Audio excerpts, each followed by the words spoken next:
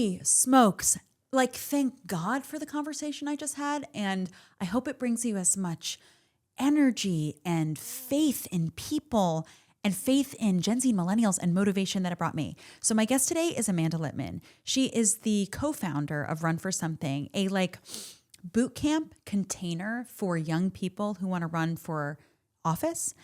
They have trained 250,000 young people to run for office since they started their organization in 2017, LOL on Trump's inauguration day. Oh my God. It was so energizing. This young lady has the blueprint for leadership, and she's come up through politics. She worked under Obama. She worked for a Democrat running in Florida, Charlie Crist, and then worked for Hillary until the bitter end, her words, and then founded Run for Something. And she's also the author of When We're in Charge. She's incredible, and I am just soaring off that conversation. I hope you love it as much as I did. Please welcome to It's Open with Ilana Glazer with my guest today, Amanda Litman.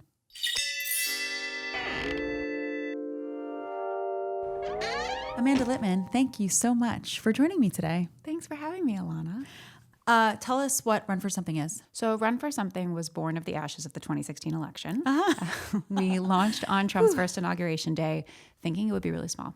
We wanted to recruit and support people who wanted to run for office. And in 2017, we thought maybe we'd get 100 people in the first year. We had 1,000 people in the first week. As of today, we have more than 250,000 young people who've raised their hands to say they want to run. It is, as far as we know, the largest candidate pipeline in politics. We have helped elect more than 1,650, as of this week, 4, but it's always growing, Millennials and Gen Z to state and local office across 49 states. Dozens of our alum are now running for higher office. We are building the bench and changing the Democratic Party, in a nutshell. 250,000? Yeah. Holy shit. And you want to hear something really cool about that? I do. 80,000 of them signed up last year. We had more people sign up to run for office in 2025 than we did in the entirety of Trump's first term. Oh my God. Oh my God. The resistance, it's real. It's happening. Don't believe the haters. Wow. What do you think is going to happen with the SAVE Act? I do not think they have the votes to pass it. I think Trump is really putting all his eggs in the wrong basket.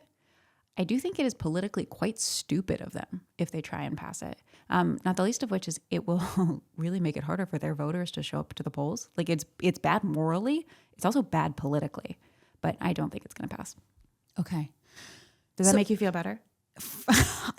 I'm thrilled. I'm Great. thrilled to hear this. I'm thrilled to hear this. The thing to remember is that there isn't actually a single body that governs elections. Like we don't have one national election. We have a national election day, but elections are administered at the state and local level. So state legislatures, governors, secretaries of state, city council members, county clerks, recorders of deeds, like there are more than 5,000 local election administrators. In fact, 35,000, I believe. There are thousands of local election administrators across the country who actually make elections happen.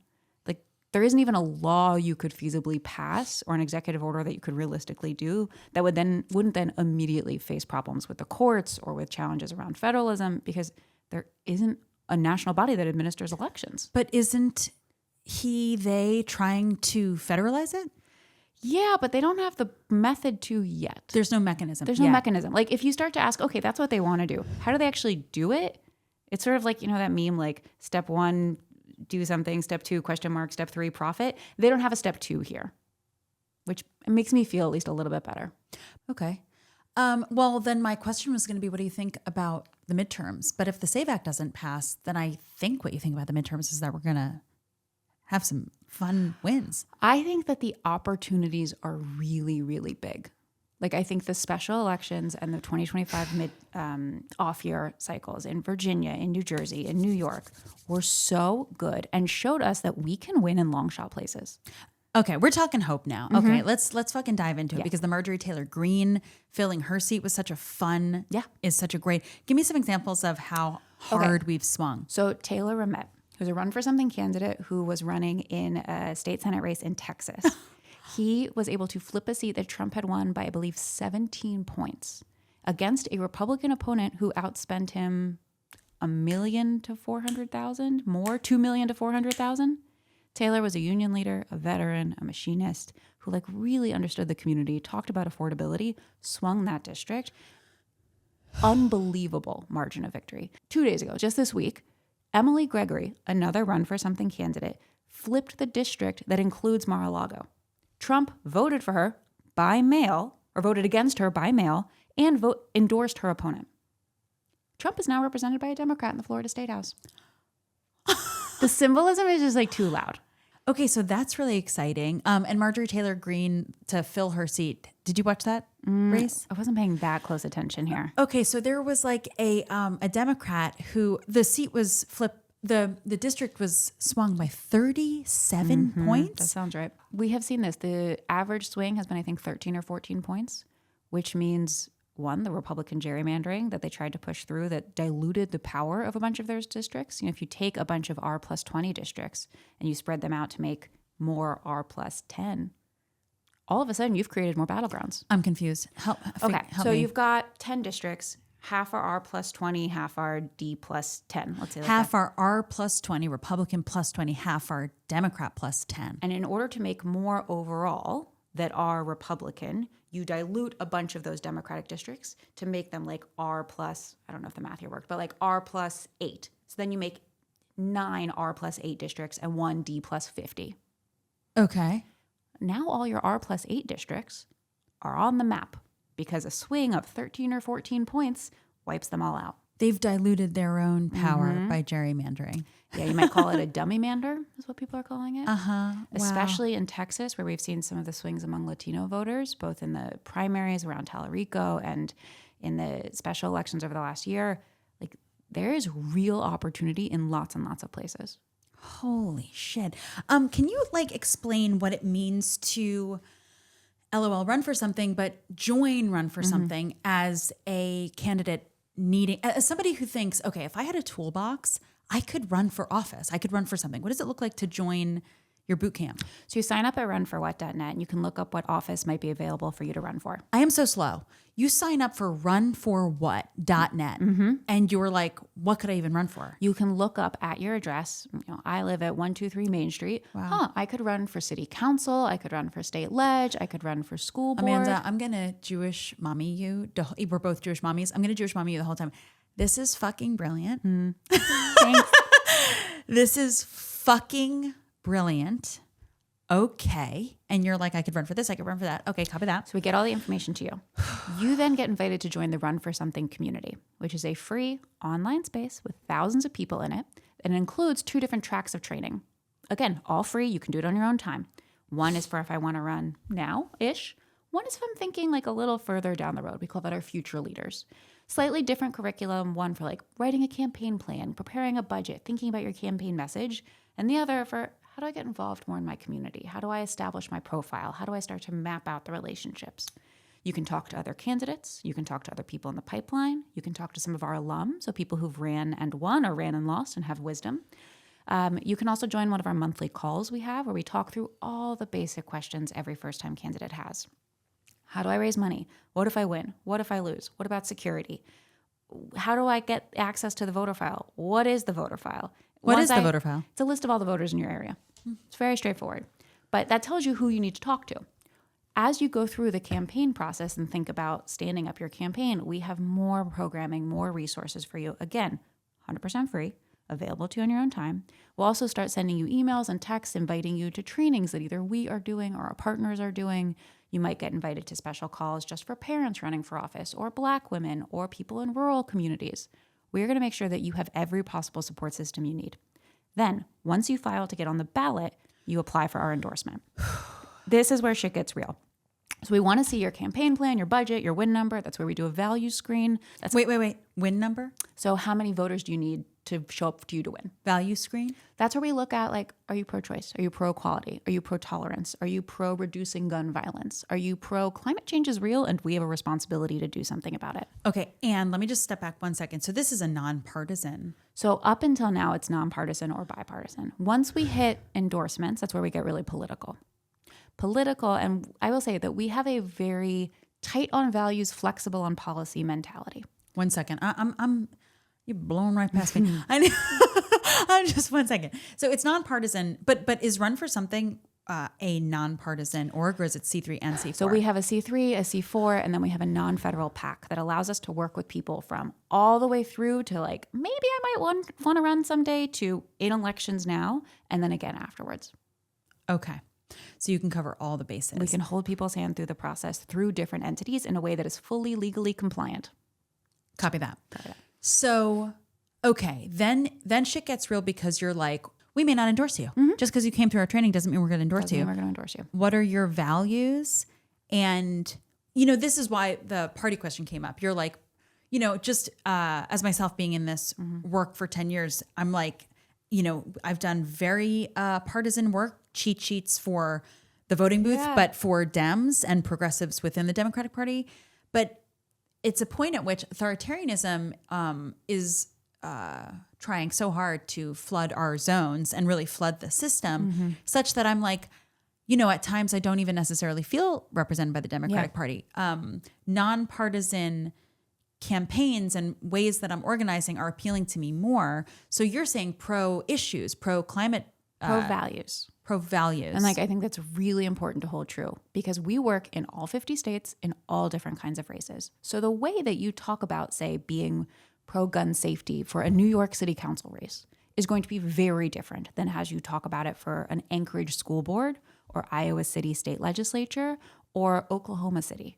Wow. But if we are tight on values and flexible on how those values show up on policy, we can work with folks in all those kinds of situations. And we have. I'll give you a good example here.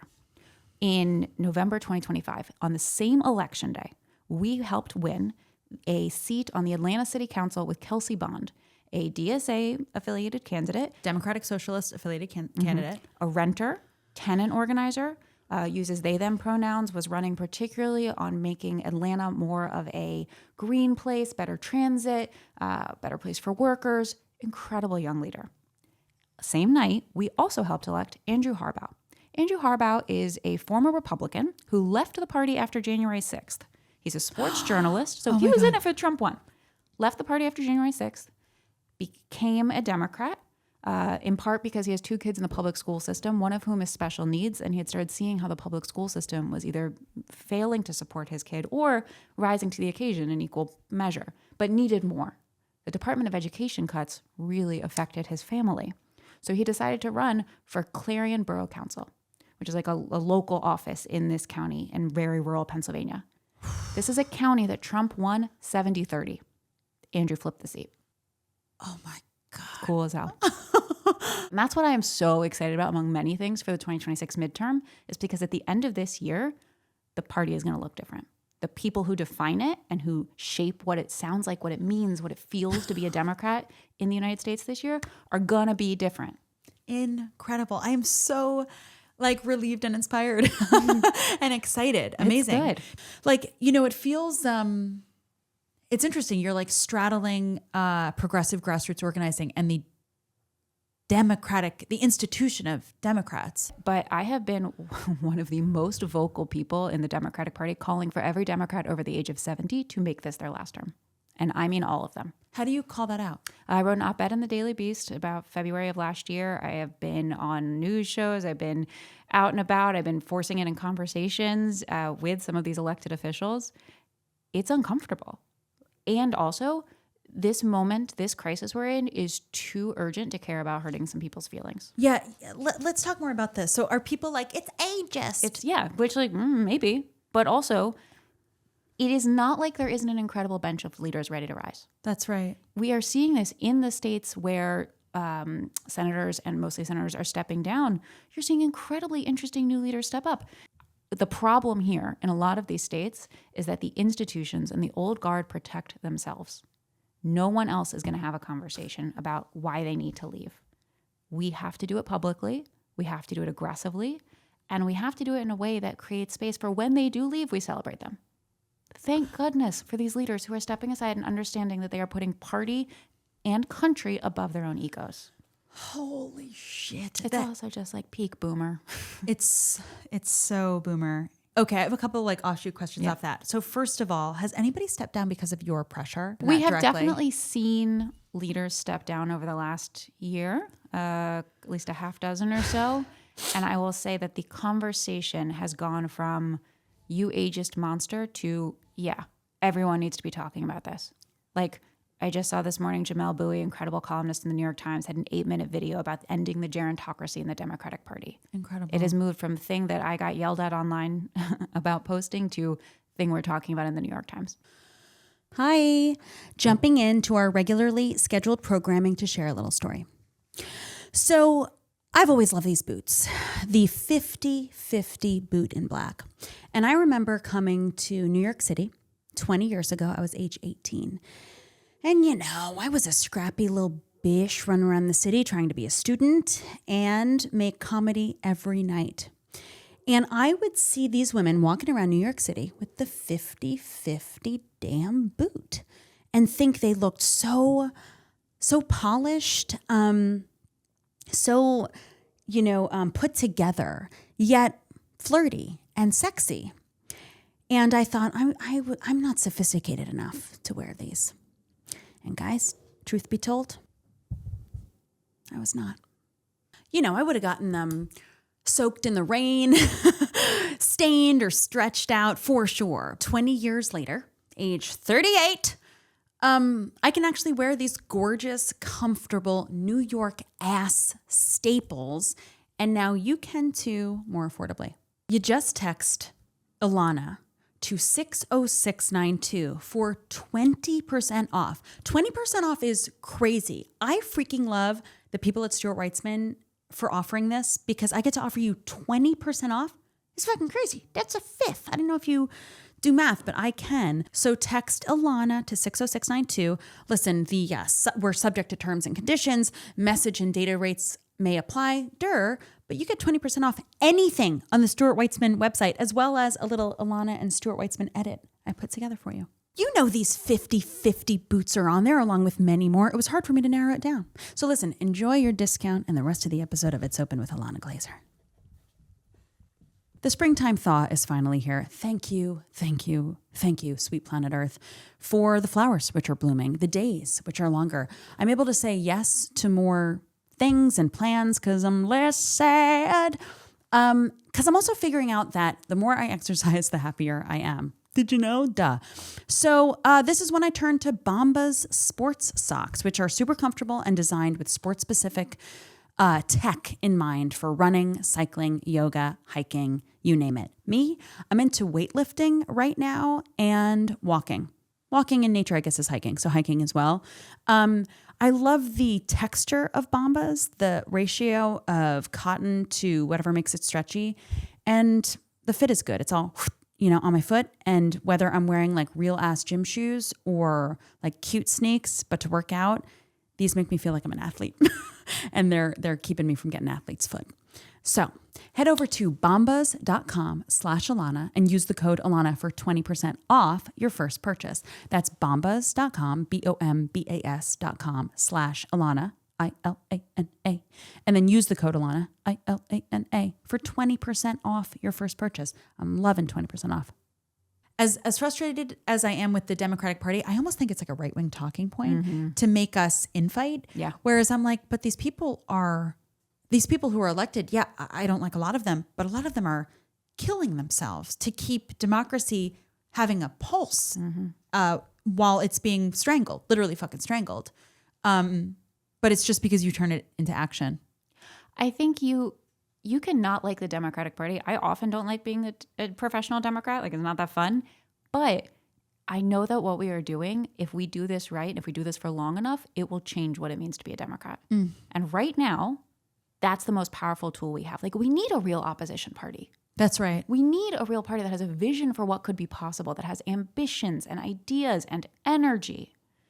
One of my personal frustrations with the progressive versus moderate versus centrist argument that often happens within the Democratic Party is that that's not how voters live. That's not how normal people think about politics. They think about politics as, I have problems, I want politicians to solve them or get the fuck out of my way. Yeah. So what does a new Democratic vision for, say, federal aid look like? What does a new Department of Education look like? What does our veterans program look like? What do our scientific research programs look like? We get a chance to reimagine it. And we get a chance to say, you know what, the way we did things yesterday is not going to be the way we do them tomorrow, because the way they are today sucks. And that's like the candidates you're starting to train. That's the candidates we're training. That's the folks we have now running for higher office. That's what the future needs to be. Okay. So you also wrote a book. Mm-hmm. When We're in Charge, The Next Generation's Guide to Leadership. Yeah. Tell me about the experience of writing a book after so it's like, I want to say aggressively, but like working with people, so many people, and thinking about individuals, but you're thinking about the individuals and their constituents. Like, what was the experience of writing a book? Did you have a partner, a ghostwriter? Nope, just me and my computer. It was so fun. So let me tell you how the book came to be.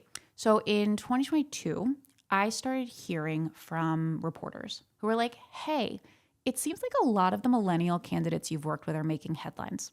Like, we've got Zoe Zephyr, the first trans state lawmaker in Montana. We've got Mallory McMorrow in Michigan going viral for a speech on the floor. We've got the Justins in Tennessee getting kicked out of the chamber. Well, we didn't work with them, but it's part of a broader cohort of folks. Yes, the Justins, the Nashville. What was their Nashville 3? Nashville 3, Memphis 3. Yeah, Nashville 3, I think. Amazing young leaders who were entering structures and systems that were not built for people like them and saying, you know what, I'm going to change it. And I got asked, like, what do these folks have in common? I started thinking about it a little bit more. And I realized that, in particular, millennials and Gen Z have a very different relationship to power, to leadership, to work, to ambition, to authenticity, to performance of authenticity, to all of these things. And it wasn't just in politics. Right. It's how I feel as an executive, as a manager, as a leader. I was hearing this from my peers at law firms and medical institutions, principals, about how they felt like the boomer bosses who had come before them had not given them a playbook for how to succeed in this moment. So what When We're in Charge is the playbook that I wish I had when I was starting Run for Something a decade ago. And it's about, what does it mean to lead in this moment that is both effective but also treats people well?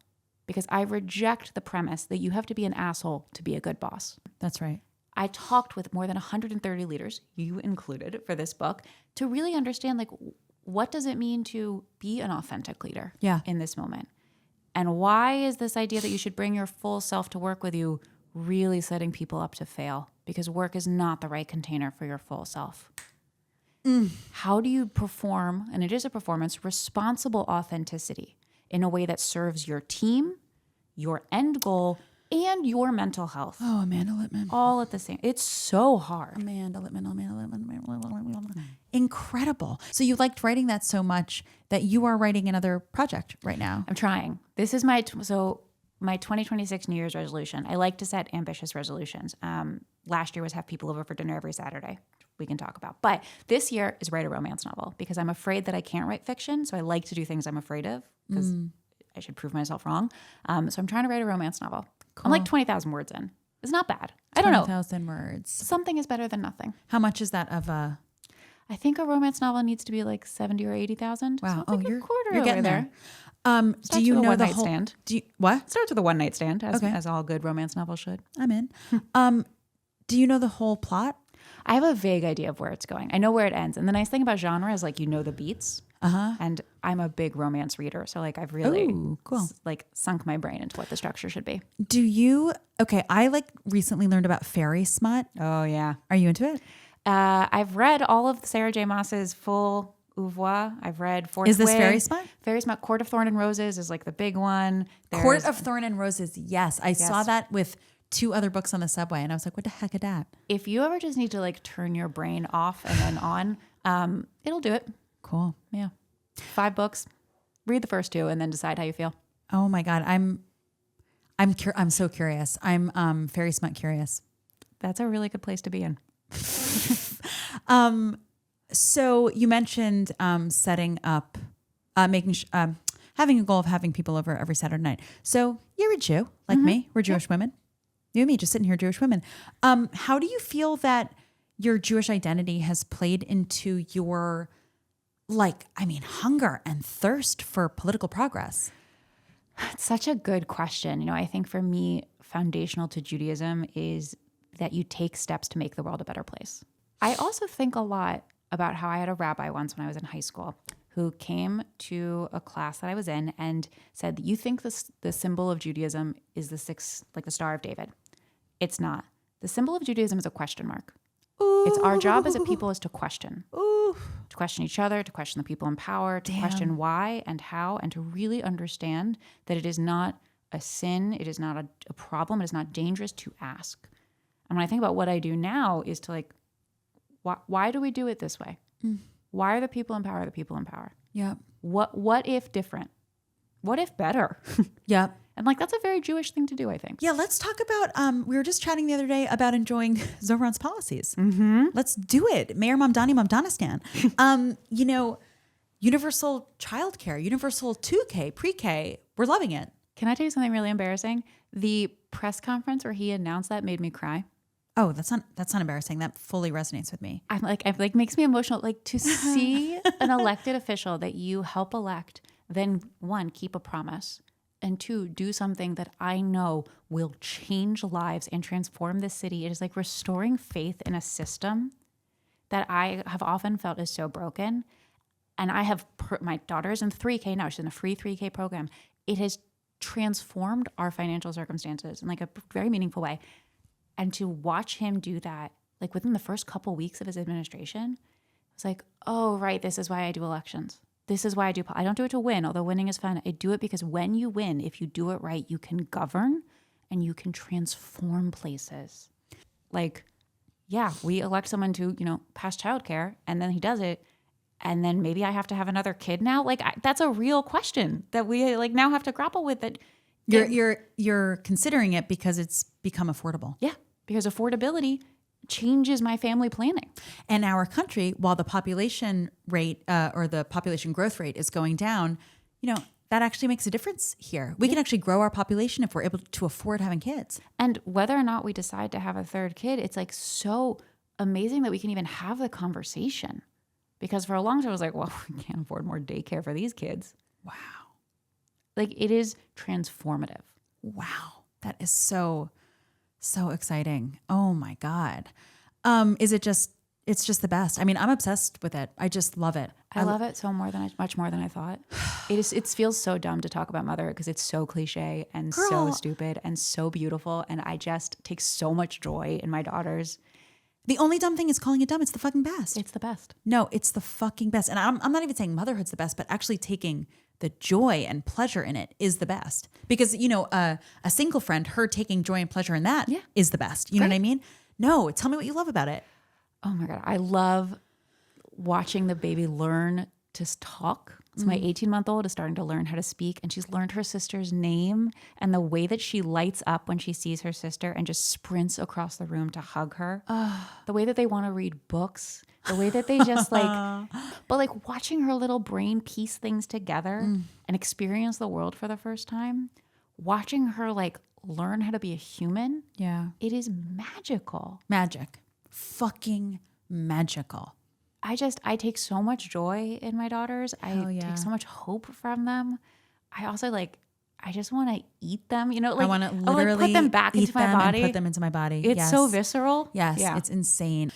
Well, I think that's been everything. I'm so energized and motivated and held by you and your brilliant mind and heart and body, the way that you're putting all that magic into the world in an organized way. I'm so grateful for this conversation and for you and your work, Amanda Litman.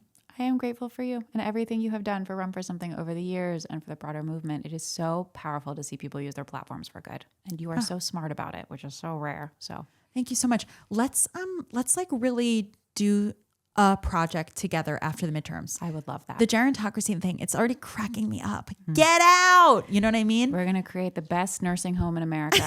And it's not going to be the United States Senate. Oh my goodness, that just felt so good. Let's fucking go, United States of America. America 250, bitch. America 250 means the midterms leaves us with a younger, fresher, hornier Democratic Party than we've ever seen before. Ooh, okay. So I want to thank today all the people who helped me make this conversation happen. Annika Carlson, David Rooklyn, Glennis Mahar, Kelsey Kiley, and Madeline Kim. I want to thank the people who made it look and sound so good, from Rebecca O'Neill to Kevin Deming to Alexa Krebs. I want to thank Ramo Ventura for his incredible branding and graphics, as well as opening musical stang. I want to thank Tova Leibowitz, who's our editor, and he's just a fucking boss. And I want to thank the band Don Her for this outro music. They came out publicly, and it's my brother's band. My brother and Derek Muro and Jimmy Hines, baby. It's fucking Smithtown. It's Long Island up in the house. And guess what? This show is only made by human beings because we fucking love that human magic. And this has been a Star Picks production. Never forget it. If you like this show, like and subscribe in any and all the ways that you can, because it really does make a difference. See you next time. Thanks for joining. I'm going to say God bless and I love you. Bye.